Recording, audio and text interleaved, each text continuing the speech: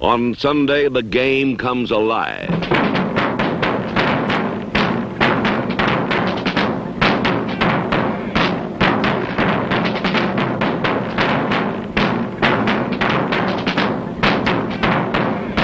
Pro football, the game for the ear and the eye. A 2.5-hour carnival of color, sound, and action.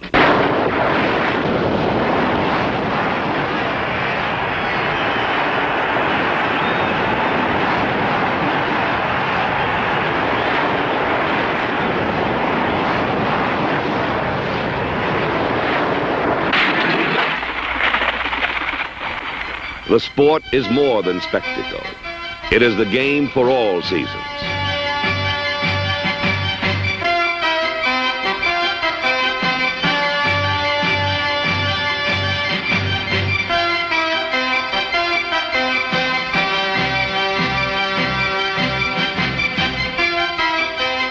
From the strength-sapping heat of early summer through a winter's night chill, pro football is played. It is our new national pastime, a glorious game.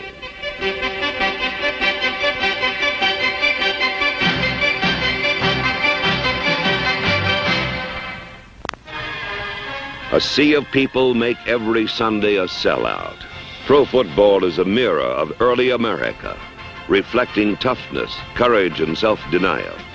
It is not a game of statistics, but of men who collectively and individually determine victory or defeat.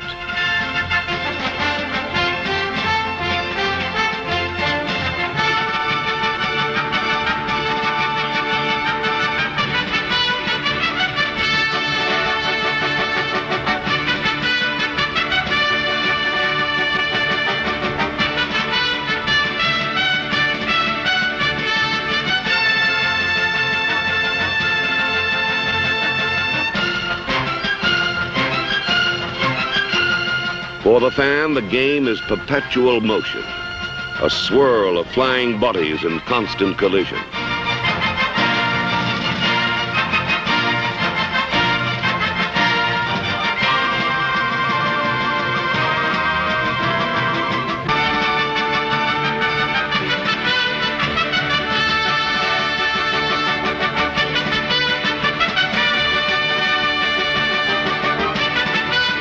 Touch is as much a part of the sport as thunder. Grace and a feel for the ball are the rarest blend in a player.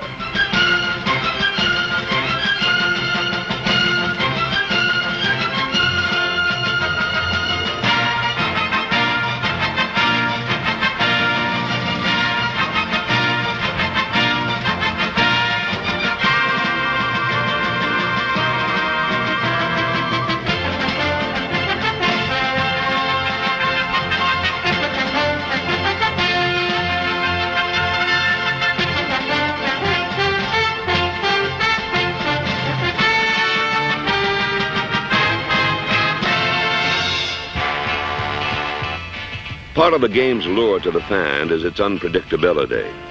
Each play provides a springboard for sudden change.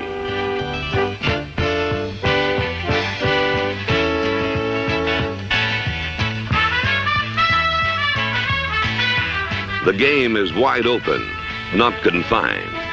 X's and O's on a blackboard are translated into imagination on the field.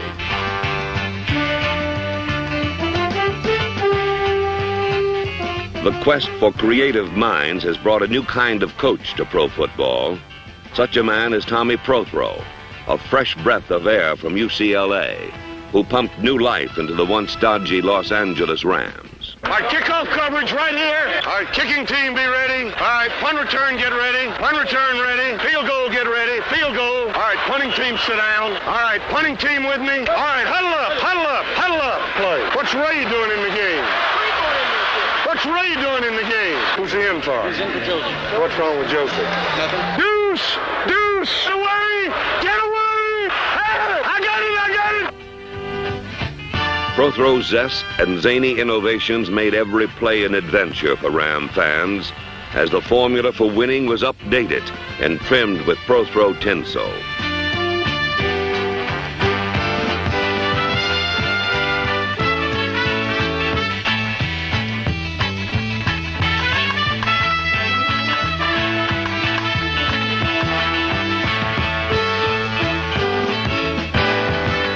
While Ram fans have been steeped in a winning tradition, Miami fans have not. For years, they seemed to come only to deepen their tans, for their Dolphins were losers.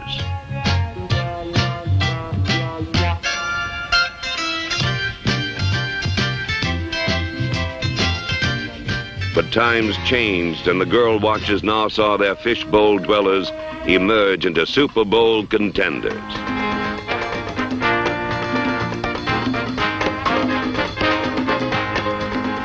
For the Patriot fans, it was not a team, but a rookie quarterback named Jim Plunkett that stoked the fires of future championships.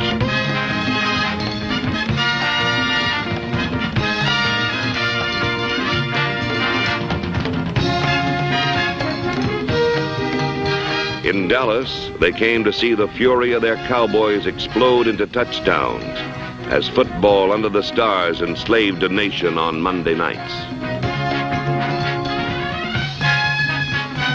Because pro football is every man's game, one man's knee can capture a nation's interest. Without Joe Namath, the game's glamour is diminished. But when he hobbles to the huddle on gimpy legs, he becomes everyone's quarterback, a national hero.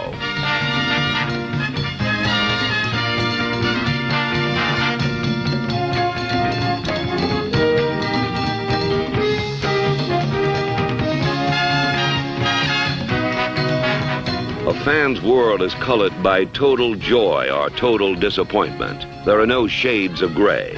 But the game is also for the young who come to be awed by men extending themselves to their limits. It can be one man rising above the obscurity of the grim, no-glory duty of special teams.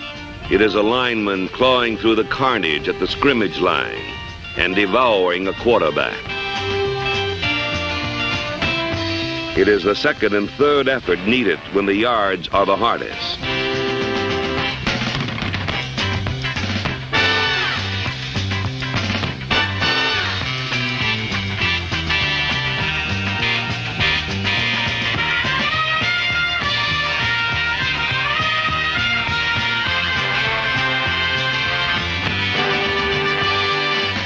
Football is a team game, but individuals can determine a team's destiny. In the free-for-alls and gut battles of the NFL, one man can often overcome the worst odds.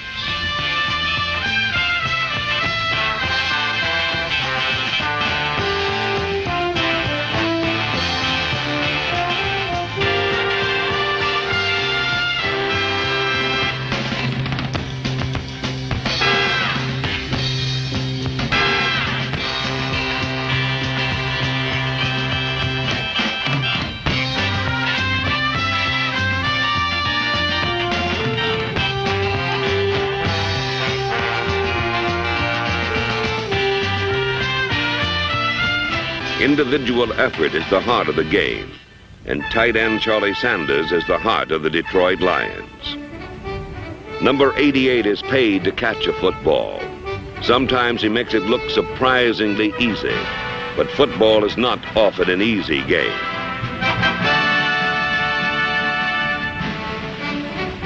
Sanders returns to where the risks are greatest because his bloodlines are true. Nothing can stop his rendezvous with the ball.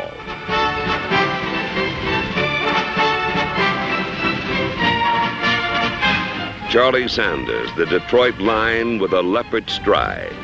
A man who in victory or defeat goes flat out because he knows no other speed.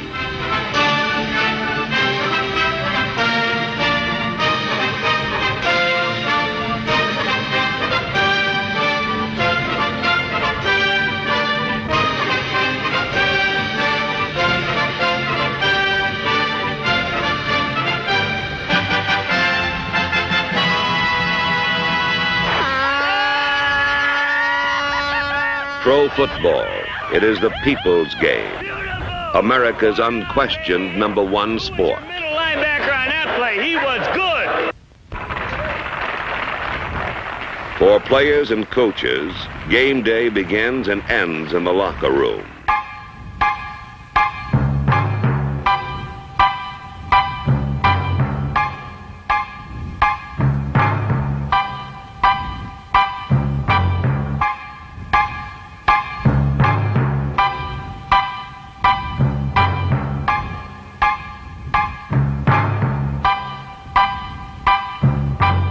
Defensively, we did a pretty good job. I think we can, the third down plays, we still got to get better. We can't let them get that ball in there at the tight end. Let's just make up our mind. We're going to go at them. Let's give our back some running room. Let's give our quarterback some protection. Let's get out there and get after them. It's hot out there. It's hot for them, too, but let's blow them off the line of scrimmage. Let's suck it up and gather yourself and relax. Let yourself go. Hey, we're ahead 10-6. We got the ball at the start of the second half. Let's get up and get after them. That's all you got to do is make up your mind. You want the game? Go get them. All right, let's go get them.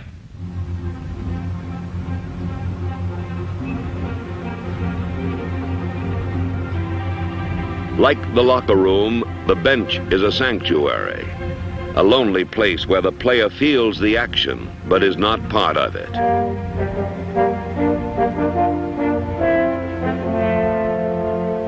On the bench, faces melt and blend into one. Every man has his twin with the same nervous tic.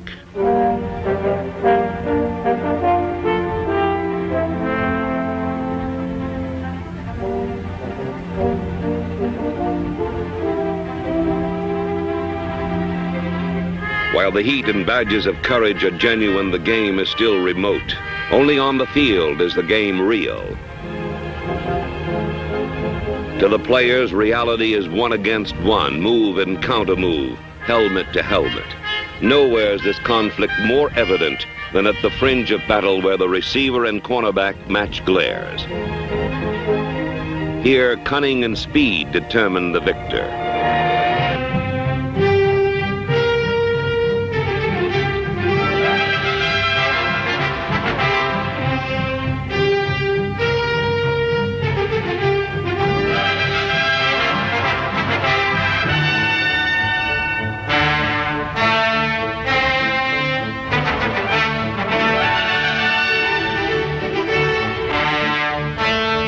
One-on-one, the battle where the loser bleeds alone on an open field.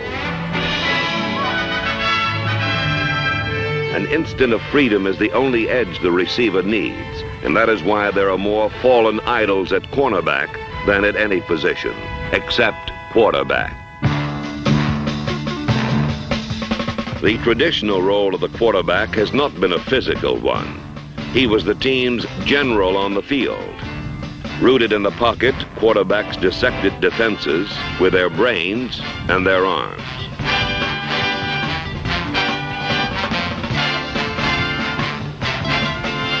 Quarterbacks who strayed from the pocket were heretics, an alien breed. But with the evolution of sophisticated pass rushers, the quarterback's cubbyhole caved in, and he became a target.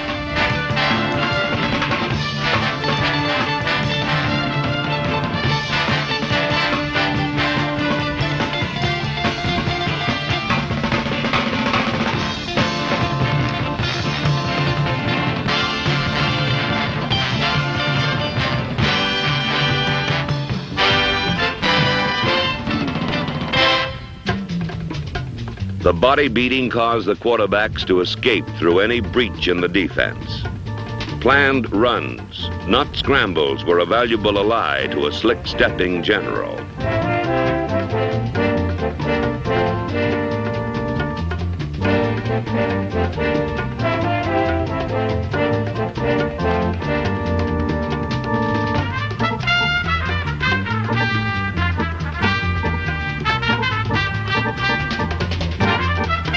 Durability and size were necessary not to peer over linemen, but to attack them. Young men like Greg Landry of the Detroit Lions and Bobby Douglas of the Bears are more physically akin to linebackers than quarterbacks.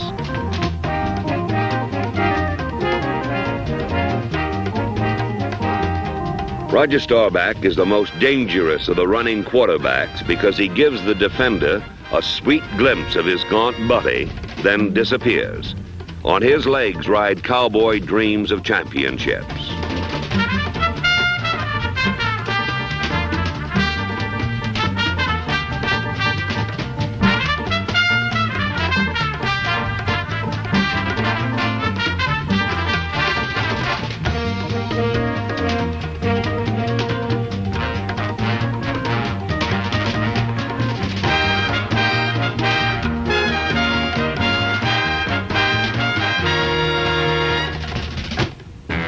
The nature of the modern game has also altered the skills desired in a running back.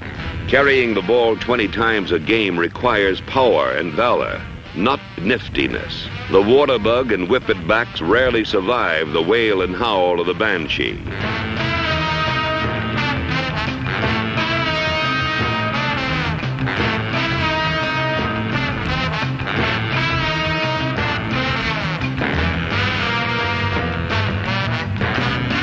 Every team needs a Brahma bull to steamroll through the stacked defenses in the pros. They must meld the buck of a billy goat with the sudden surge of a sprinter.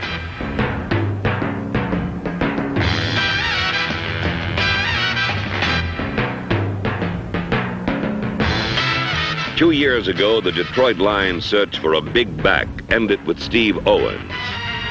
Owens, number 36, was ridiculed as ponderous. His Heisman Trophy was labeled an albatross. But the hardy plow horse from Oklahoma proved that he was a 1,000-yard runner.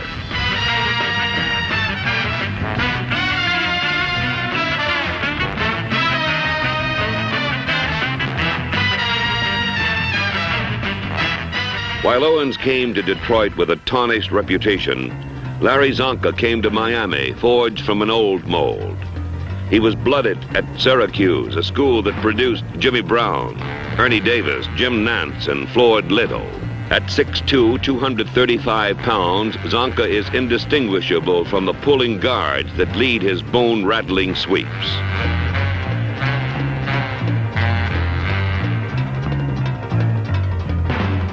Csonka's style is unique. Running with his body tilting forward, he reminds you of a snowball rolling downhill, gaining size, speed, and force.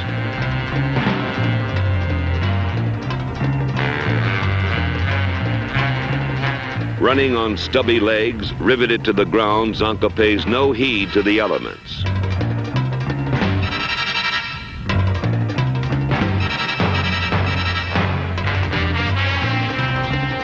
He does not move with polish or slickness. His method is not Grand Prix, but demolition derby.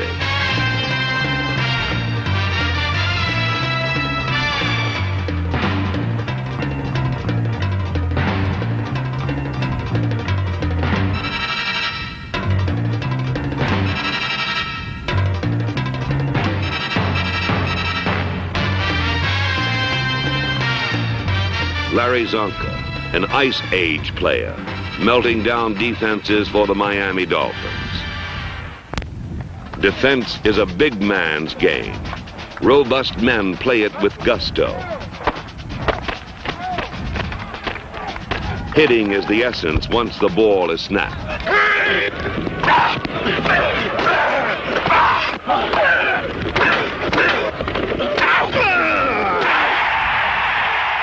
Only recently have defenses received the tribute usually reserved for the offense. Bob Lilly, the all-time All-Pro defensive tackle of the Dallas Cowboys, plays not for ovations, but for the same reasons he loved the game as a boy. Football's been in my blood since I was 6 years old, and I guess I just grew up loving the game. Football has just been part of my life. It's like almost like some kinfolks or something. I love competition, and I love to compete against another person. And that's the thing that I love most, is going out on Sunday competing both on run and pass. Bob Lilly, 260 pounds of might and muscle, the trigger man of the doomsday defense.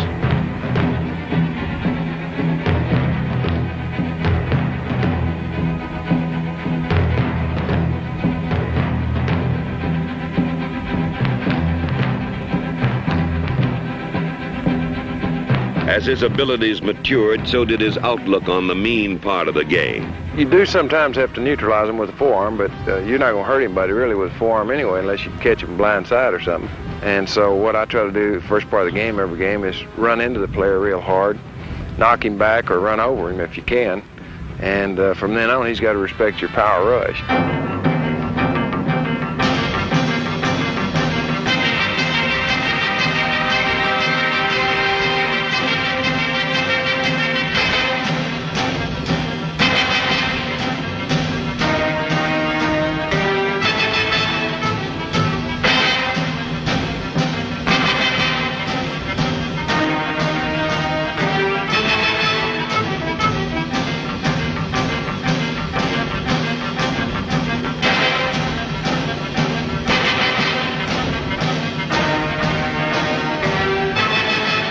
On the field, Bob Lilly appears instantly like a bad omen swooping down from nowhere. It is this all-out effort that Lilly calls the heart for the game. The heart for the game is the ability to compete, whether you're hurt or not, to go all out no matter what the conditions of the weather, or what the score is, if you're down 50 points or if you're up 50. It's just every play is the most important play of your life.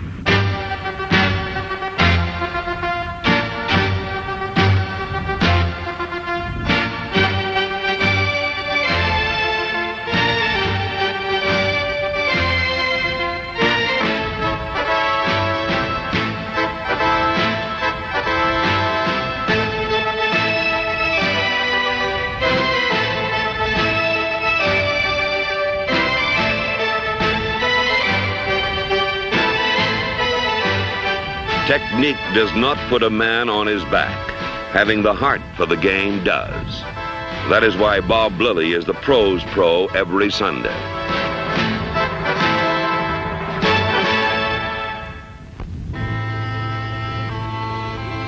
Winning and losing is what the game is all about. You wear a loser's face 7 days until the next Sunday.